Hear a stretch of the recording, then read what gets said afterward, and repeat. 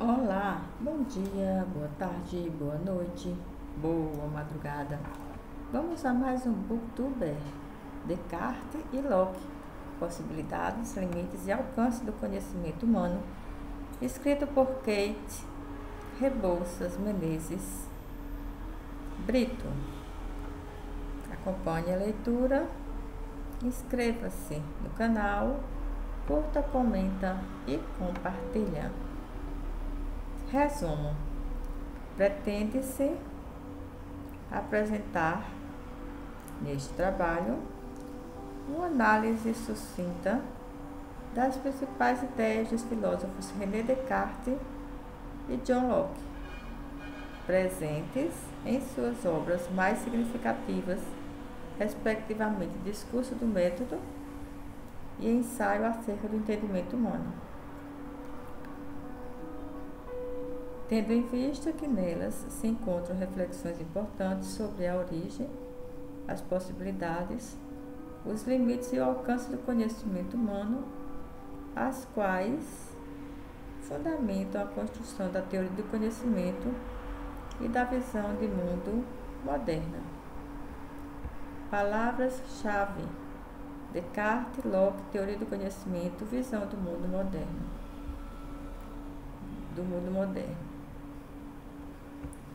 Introdução.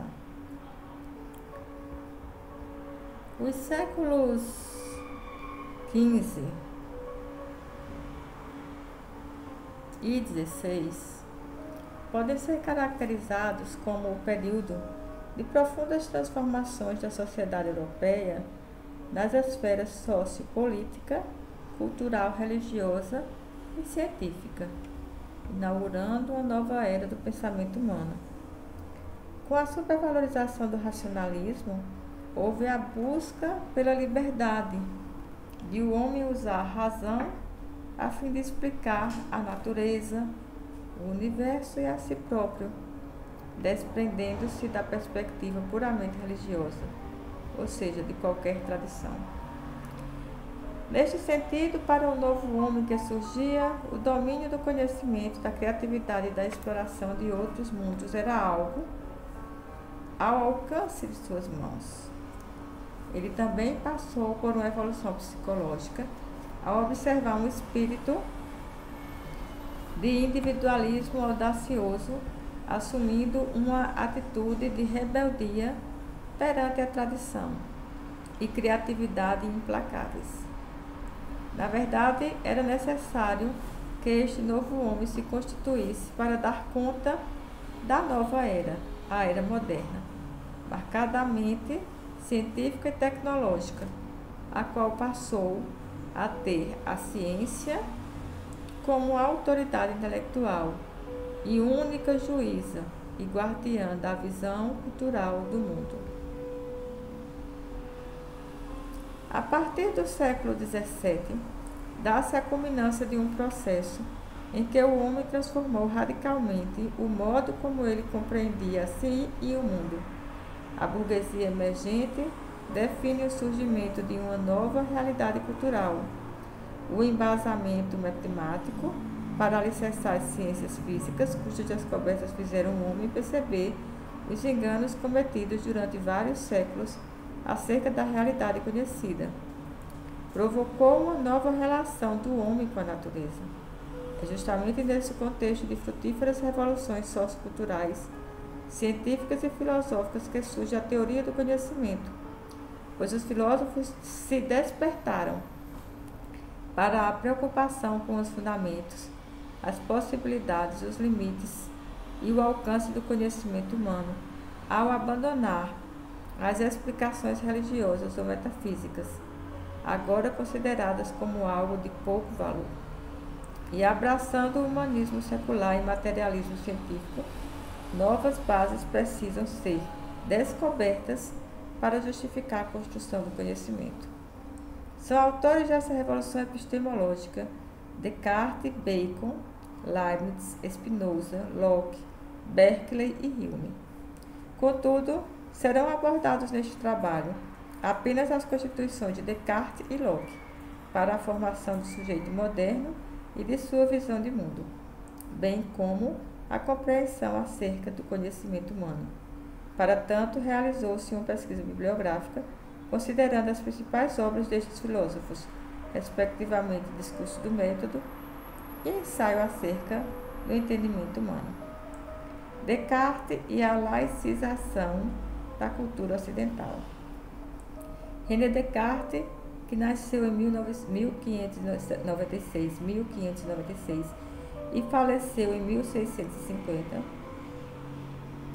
filósofo francês, também conhecido por seu nome latino Cartésius, é o principal representante do racionalismo e considerado universalmente como o pai da filosofia moderna. De acordo com Baptiste Mondy, cabe a ele o mérito de contribuir com a caracterização da filosofia em 4 aspectos: autonomia da filosofia com relação à teologia, direção gnoseológica ante a metafísica, já que o primeiro e maior problema a resolver é a questão do conhecimento, seu valor e contribuição, a ênfase no método cuja finalidade é dar segurança e vigor à pesquisa filosófica e a atenção dada ao homem, o antropocentrismo. Dentre as suas obras, o Discurso do Método, Meditações Metafísicas e Princípios de Filosofia são as que melhor expressam sua preocupação em resolver o problema do conhecimento, de como aprendê-lo sem cometer erros, inspirado nos ideais de sua época, marcada pela ebulição da ciência e pelo descrédito das autoridades eclesiásticas e na paixão pela matemática, a qual continha os elementos exatos da álgebra, a geometria, capazes de conduzir às certezas inabaláveis. Descartes esmera-se em buscar a verdade. No entanto, a busca pela verdade primeira, que não poderia ser posta em dúvida, o conduziu a fazer a sua própria dúvida um caminho para a verdade. Ou seja, ele converte a dúvida em método. Começa duvidando de tudo, das afirmações do senso comum, dos argumentos da autoridade, do testemunho dos sentidos, das informações da consciência, das verdades deduzidas pelo raciocínio, da realidade do mundo exterior e da realidade do seu próprio corpo. A dúvida metódica foi a maneira encontrada pelo filósofo para enfrentar o desafio da dúvida que compunha a paisagem cultural de sua época. O conjunto de dúvidas só se interrompe quando Descartes fica diante de seu próprio ser. Quando isso ocorre, a dúvida transforma-se em primeira certeza, o primeiro princípio da nova filosofia.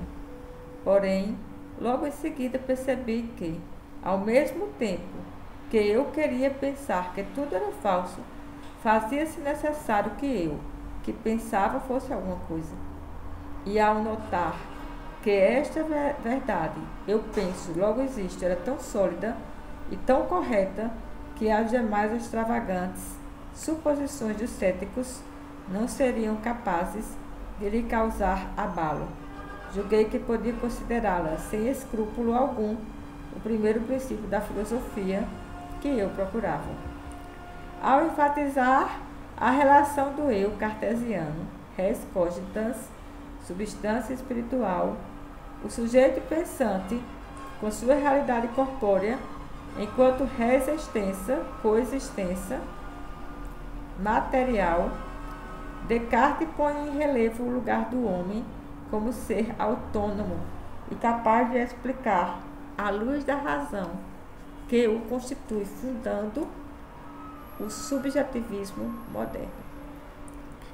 Com Descartes, portanto, estabelece-se uma mudança radical de perspectiva. É o que poderíamos chamar de subjetivismo moderno, em confronto com o subjetivismo grego e medieval. Esse subjetivismo vai marcar todo o pensamento moderno e vai abrir um espaço para o homem se manifestar a si mesmo, nem que seja para encontrar os limites da própria grandeza. Além disso, Descartes apresenta o conhecimento como algo resultante do próprio ato de pensar, indicando assim sua concepção inatista. O inatismo aqui não significa que os homens já nascem com as ideias, mas sim que elas provêm do próprio ato de pensar. Após definir a existência indubitável do ser que pensa, ele distingue diversos tipos de ideias, percebendo que algumas são duvidosas e confusas e outras claras e distintas. Estas últimas, a clareza e a distinção, serão a base de seu método para alcançar a verdade, pois resultam da intuição, a qual, segundo ele, é uma das duas únicas formas de conhecimento isentas de erro. A outra forma é a dedução. Por isso, o método de Descartes é classificado como indutivo-dedutivo. Vale salientar que, na segunda parte do discurso do método, o autor expõe a descoberta do método e também as suas regras principais. Nunca aceitar como verdadeiro o que não for conhecido claramente como tal. Dividir cada uma das dificuldades encontradas em quantas partes forem possíveis, a fim de melhor solucioná-las. Conduzir com ordem os próprios pensamentos, indo dos mais simples até chegar gradualmente aos mais compostos.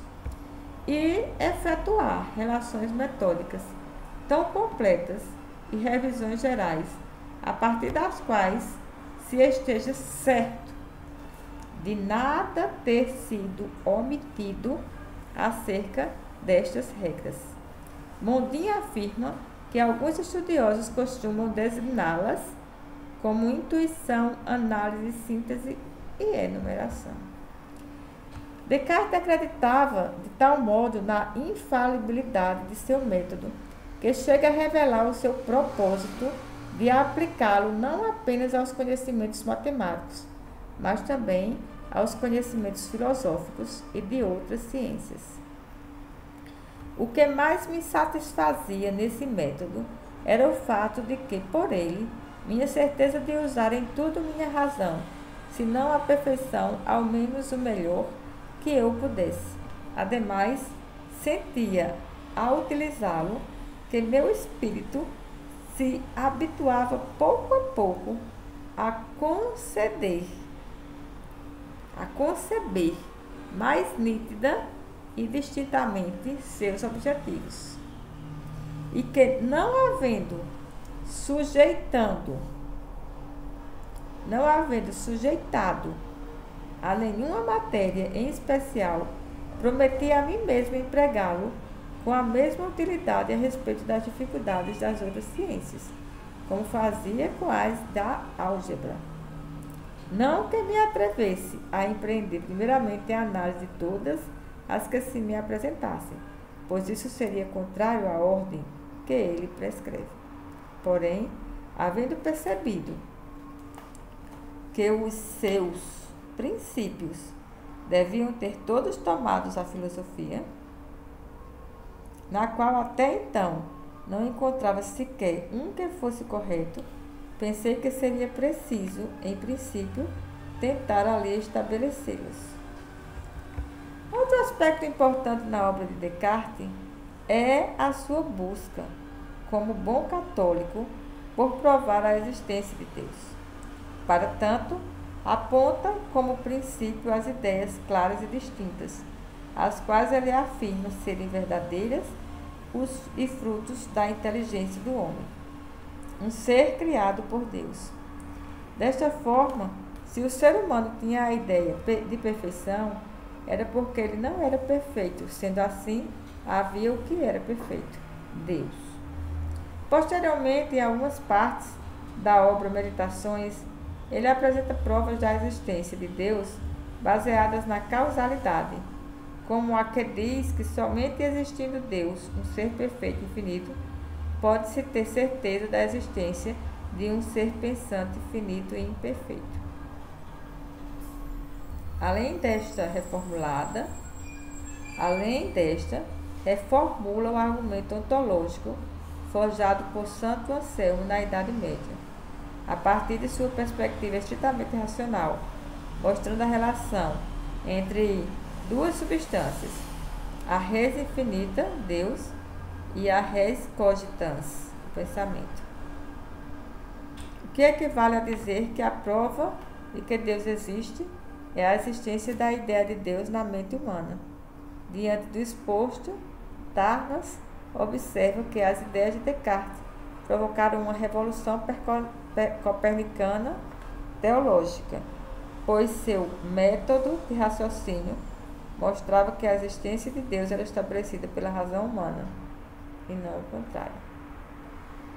Desta forma, é possível verificar que Descartes firmou a filosofia moderna partindo de sua tendência racionalista, através da qual a sociedade sedenta por novos fundamentos e valores encontra na razão uma base sólida. Consequentemente, agilizou o processo de laicização da cultura ocidental, bem como viabilizou uma compreensão mecanicista e objetiva de homem e de universo. Educação sob o prisma cartesiano. Como não poderia ser diferente, o racionalismo cartesiano influenciou de modo significativo a educação, ao enfatizar o caráter eminentemente subjetivo do conhecimento, instituindo a razão como o único instrumento possível de compreender e representar a realidade. Quando centra o questionamento filosófico no sujeito cognoscente, sem reduzir o homem a um puro espírito, Descartes valoriza a essencialidade da alma em contraste com o corpo, uma vez que a relação sujeito-objeto se dá de maneira autônoma, baseada na dicotomia entre substância espiritual, res cogita, e substância material, resistência. Com isso, ele motiva o surgimento de uma linha antropológica bastante idealista. A pedagogia do século XVI e XVII é marcada por este racionalismo idealista que aponta o homem como ser capaz de compreender a si e o mundo por sua própria razão, desde que siga um método eficaz para o alcance da verdade, cada vez mais científica. Neste caso, fica evidente a contribuição do método cartesiano, o qual dará as bases para a nova didática, já que o saber passou a ser visto como um conjunto de regras a ser seguidas. Assim, se há método para conhecer corretamente, deve existir método para ensinar de forma mais rápida e segura. Esse é o ideal que motivou João Amós Comênios, 1592 a 1670, a elaborar uma obra fecunda e sistemática, da qual se destaca a didática magna, com o propósito de tornar a aprendizagem eficaz e atraente. Além disso, as transformações ocorridas durante o Renascimento, principalmente a ascensão da burguesia, mudaram a visão europeia de família e de infância.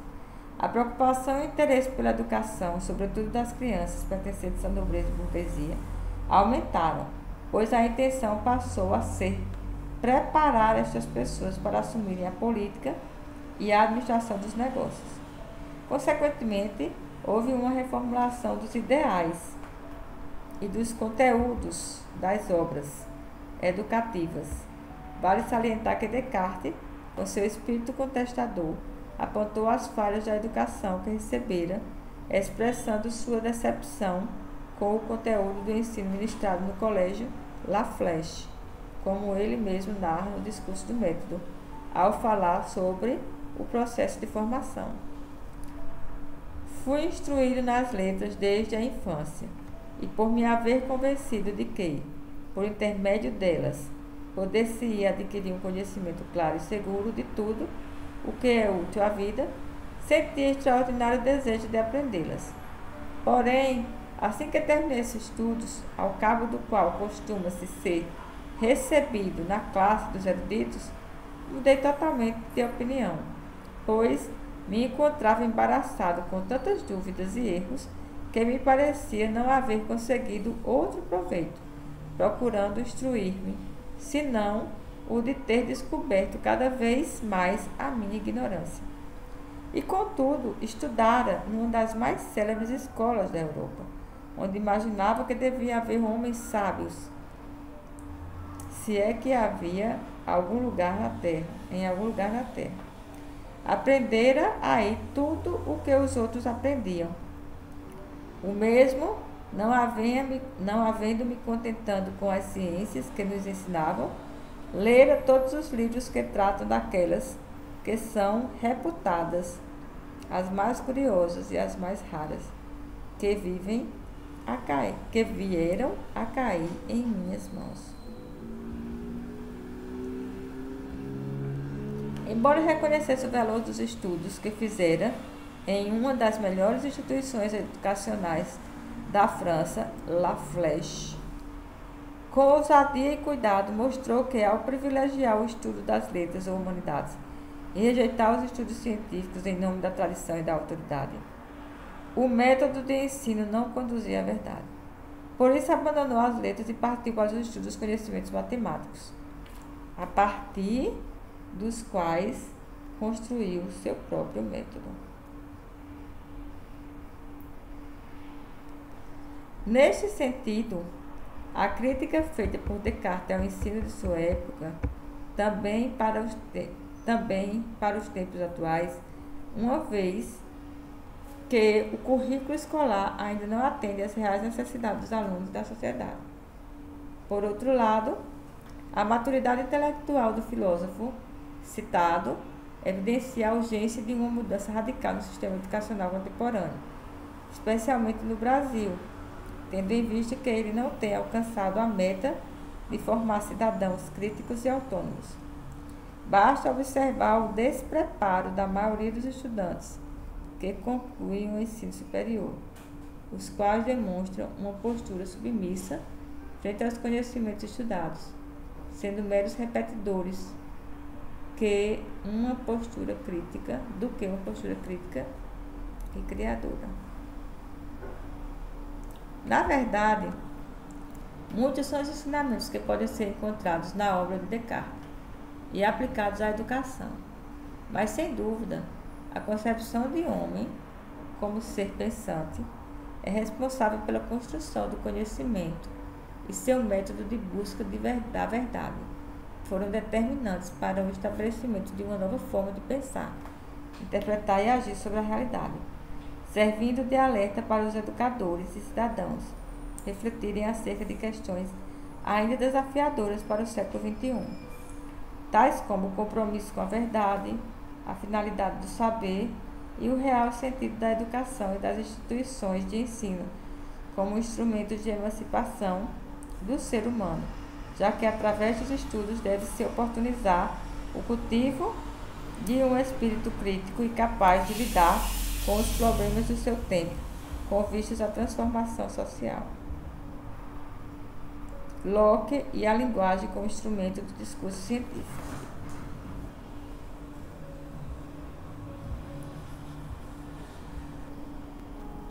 Locke e linguagem como instrumento do discurso científico. John Locke nasceu em Wellington, uma cidade do condado de Somerset, perto de Bristol, na Inglaterra, no dia 29 de agosto de 1632. Descendente de uma família de burgueses comerciantes, era o primogênito. Seu irmão mais novo veio a falecer precocemente em 1652. O jovem Locke terminou seus cursos secundários na Westminster School para então ingressar no instituições de ensino superior na Inglaterra, graduando-se em 1655. Recebeu o bacharelado e obteve em 1658 o título de mestre em artes, tornando-se preceptor nessa mesma faculdade e lente de língua grega e de retórica. A partir de 1658, ele começa a interessar-se pelo estudo das ciências naturais e pelo estudo da medicina, a qual se tornou sua atividade profissional. Locke valorizou e apreciou bastante a sua época, estando sempre engajado nos debates políticos, filosóficos e religiosos, razão pela qual os seus escritos se constituíram como um diálogo com as pessoas e as concepções de seu tempo. No dia 27 de outubro de 1704, ele veio a falecer em seu gabinete no castelo de Ods, local onde passou mais tempo de sua vida, tendo como companheiros constantes os livros. Foi enterrado em Highlever como fidalgo. John Locke é o segundo expoente da filosofia inglesa no século XVII, assim como seu contemporâneo Thomas Hobbes, nasceu em 1588 e faleceu em 1679. Interessou-se pelos problemas gnoseológicos e políticos, embora não tenha compartilhado com seu predecessor nem o empirismo radical, nem o absolutismo irreversível, que lhe eram característicos. Tornou-se reconhecido pela contribuição como teórico do liberalismo e por ter participado do processo revolucionário da Inglaterra. Foi considerado o pai do liberalismo, sobretudo nas lutas pela divisão do poder. Além de ter exercido importante papel na discussão sobre a teoria do conhecimento, tema que ganhou destaque no pensamento moderno a partir de Descartes. Uma das obras mais significativas de John Locke é o Ensaio acerca do entendimento humano, o qual se compõe de 4 partes, abordando respectivamente as ideias inatas, o processo do conhecimento, a linguagem e o valor do conhecimento. O objetivo principal do livro consiste em descobrir os elementos que constituem o conhecimento, suas origens e processo de formação, bem como sua extensão. No livro 1, nem as ideias, nem os princípios são inatos. Ele faz uma forte crítica à doutrina cartesiana das ideias inatas, por entender que a mesma não tinha fundamentos sólidos. Não podia ser averiguada como falsa ou verdadeira, pois não há como confrontá-las com a experiência. E o fato dos argumentos que fundam a teoria inatista não terem valor provável. Ao elaborar sua teoria acerca do conhecimento humano, na verdade, o filósofo o faz a partir da leitura da obra de Descartes. Porém, diferente deste, abandona o caminho da lógica e escolhe a psicologia.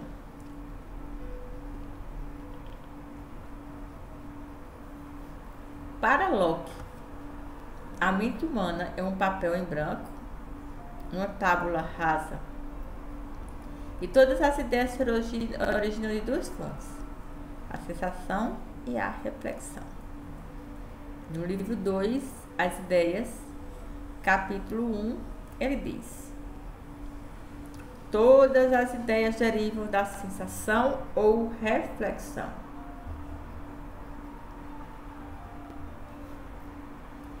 Suponhamos, pois, que a mente é, como dissemos, um papel em branco desprovida de todos os caracteres, sem nenhuma ideia. Como ela será suprida? De onde lhe provém este vasto estoque que ativa e ilimitada fantasia do homem pintou nela com uma variedade quase infinita? De onde apreende todos os materiais da razão e do conhecimento? A isso responde uma palavra: da experiência. Todo o nosso conhecimento está nela fundado e dela deriva fundamentalmente o próprio conhecimento, empregada tanto nos objetos sensíveis externos como nas operações internas de nossas mentes, que são por nós mesmos percebidas e refletidas. Nossa observação supre nossos entendimentos, como todos os materiais do pensamento. Dessas duas fontes do conhecimento jorram todas as nossas ideias, ou as que possivelmente teremos. A partir de sua exposição, percebe-se que o conhecimento humano só começa e sobrevive com a experiência, tendo como base a sensação e a reflexão anteriormente citadas. A primeira resulta dos sentidos e a segunda consiste na percepção da alma em relação àquilo que nela ocorre. Nesta perspectiva, quando a mente faz uma reflexão acerca de suas próprias operações, o querer, a percepção, o duvidar e etc., que provém da experiência externa. Quando os sentidos levam para a mente as ideias amarelo, branco, frio, quente, etc., obtidas dos objetos. Para o filósofo inglês, o estágio da reflexão é fundamental, pois através dele o ser humano atinge o conhecimento de todas as coisas, sobretudo porque é fruto das experiências sensíveis e, já que não há ideias inatas, só se conhece aquilo que é percebido e registrado primeiramente pelos sentidos. Conforme Mondin, 1981, Locke distingue quatro fases do processo cognitivo: a intuição, que engloba as ideias simples, primárias e secundárias e as ideias complexas; a síntese, momento em que se combinam as ideias simples e as complexas; e a análise, que trata da formação de ideias abstratas mediante a análise de várias ideias complexas. Esta ideia abstrata não representa a essência, mas por conter elementos comuns, consegue deixar uma impressão mais profunda na mente. O filósofo admite que o homem pode ter ideias claras das substâncias particulares, mas não da substância em geral, pois ela é uma ideia abstrata mais profunda. No livro 3, Palavras, trata das palavras, seus sons, significados, classificações de imperfeições, ou seja, da linguagem em geral, que é um instrumento essencial para a construção dos discursos e para a expressão das ideias. Segundo Cavalcante, 2009, o livro 4, Conhecimento e Opinião, apresenta as ideias como materiais do conhecimento, bem como explicita os graus de conhecimento humano, intuitivo e demonstrativo, e a sua extensão, destacando que o conhecimento racional é mais ilimitado do que as ideias. Dentre outras afirmações de Locke, está neste último livro a divisão das ciências em física, a natureza de todas as coisas, prática, as medidas tomadas pelos homens para alcançar seus objetivos, e lógica, que orienta como utilizar os sinais para transmitir conhecimento aos outros. Acerca de Deus, Locke prova a sua existência mediante a própria existência humana, argumentando que qualquer pessoa sabe intuitivamente que o nada não pode gerar alguma coisa. E se esta existe, é porque antes dela existiu quem é capaz de criá-la: Deus. Seu argumento é assim, classificado como cosmológico. Face ao exposto, compreende-se que a principal meta de Locke foi combater as ideias inatas, confrontando-as com as adquiridas, tendo em vista que o conhecimento é resultado das experiências, não havendo, portanto, conhecimento na mente humana que não tenha passado pelos sentidos. Além de que procura elucidar a importância das palavras para a expressão do conhecimento humano e demonstrar que os subsídios para a construção do conhecimento verdadeiro estão na realidade concreta. A metáfora lockeana da tábula rasa e suas implicações na educação. O pensamento lockeano será determinante para fundamentar a política e a educação moderna inglesa, alcançando posteriormente outros espaços e outras épocas. Contrapondo-se ao racionalismo idealista de Descartes, Locke defende o racionalismo empirista, segundo o qual a experiência é decisiva para a construção do conhecimento, não havendo, portanto, ideias inatas.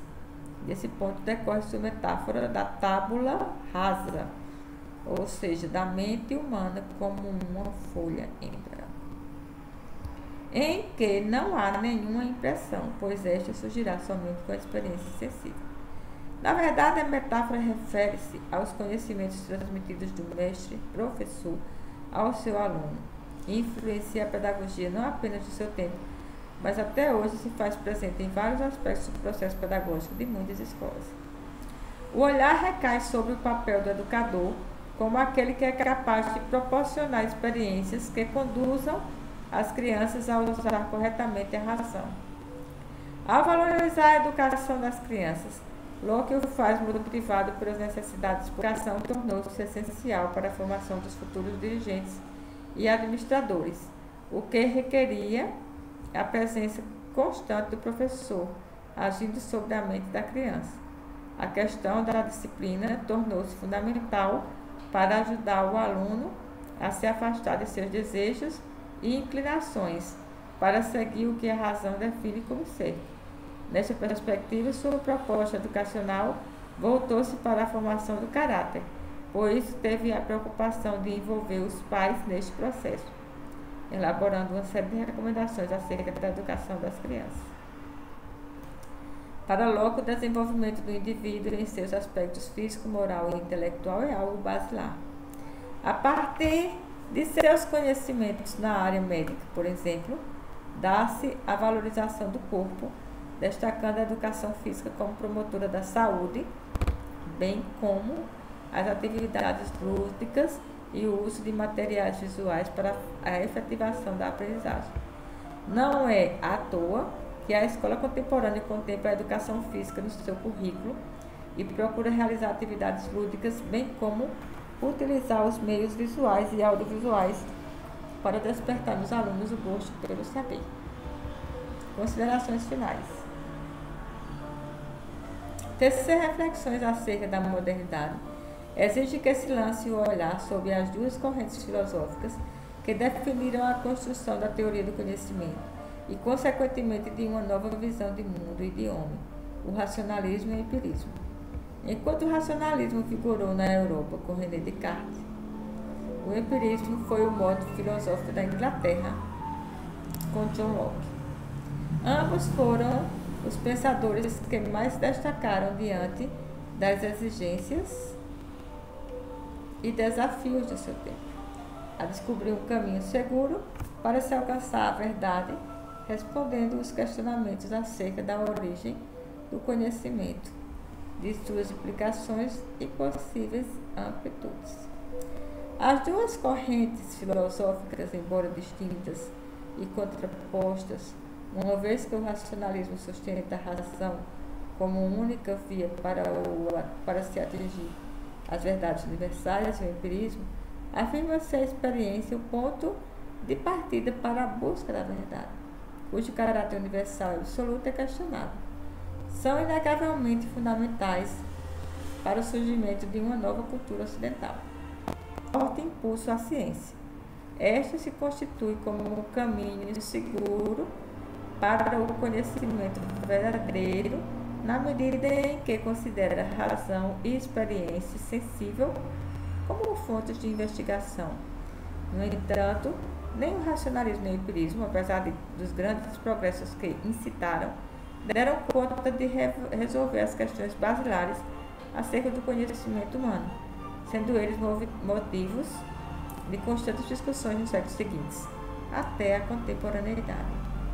As referências foram Maria Lúcia Arruda e Martins, Aranha e Martins, filosofando, Aranha, História da Educação, Batista, John Locke, sua biografia, sua personalidade, sua ética, sua filosofia e pedagogia, sua proposta curricular, Cavalcante, John Locke, ensaio acerca do entendimento humano, Cobre, John Locke, Descartes, discurso do método das paixões da alma, meditações, Guimarães, Descartes, curso de História da Filosofia, Locke, ensaio acerca do entendimento humano, Mondin, introdução à filosofia, Mondin, curso de filosofia, Sousa, um outro olhar, Tarnas, a epopeia do pensamento ocidental.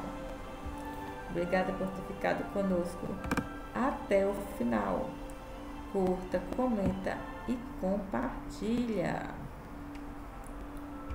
Vamos lá!